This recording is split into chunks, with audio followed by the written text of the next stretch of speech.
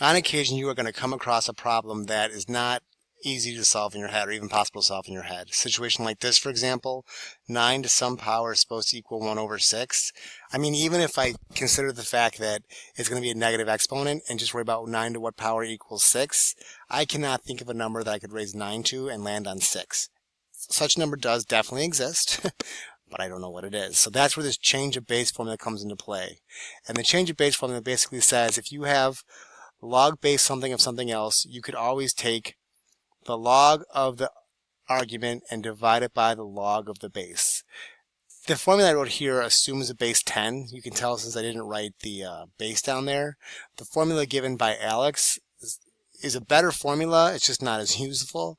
It's just more accurate. It just says the bases have to match. So anytime those bases match, if you divide the log of the argument divided by the log of the base, you'll get the actual answer. We're not going to worry about proving it. I'll show you how to verify your answers are correct, but this definitely requires a calculator, and it's definitely going to require this log button right over here. What I'm going to do is take log base 9 of 1/6 and figure out what the log of 1/6 is. I'm going to divide that by the log of 9. So that means get this calculator out, turn it on, and I'm going to press log. It's going to open a parenthesis for me. I'll put 1 divided by 6 to put in 1/6. Use the division key to put in fractions. I'm going to close that off so that I'm just taking the log of that number. And then to divide, I'll use this division key here. And I'll press log. It'll open a parenthesis for me. 9. Close that off. And now if I press enter, it's a weird looking number. Yeah, good luck trying to find that in your head. So we're going to round to the nearest thousandth. That's third decimal place. So it'll be negative 0.815. I'm going to put the approximately because we're rounding. And now we're in the part of math where things are like, okay, I don't trust my answers anymore. So if you really want to know if this is correct, there's two things you got to do.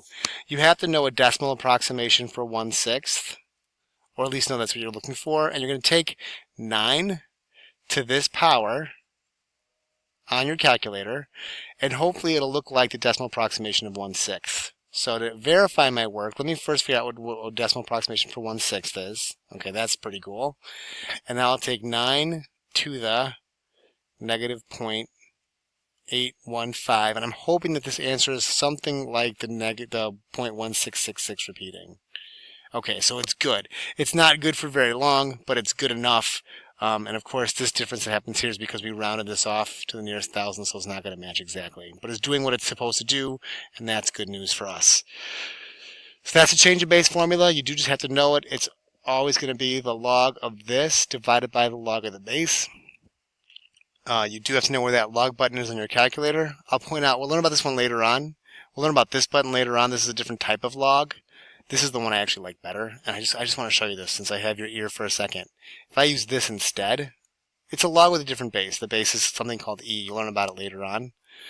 But if I did the exact same thing, but I used the ln instead of the log, Shazamo. It's the same answer we got from before, like identical, not close. It's 8, 1, 5, 5, 4, 4, 6, 6. You see it's exactly the same.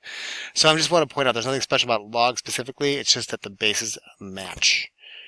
Right. Definitely you need to memorize this for this chapter and for next year. Good luck.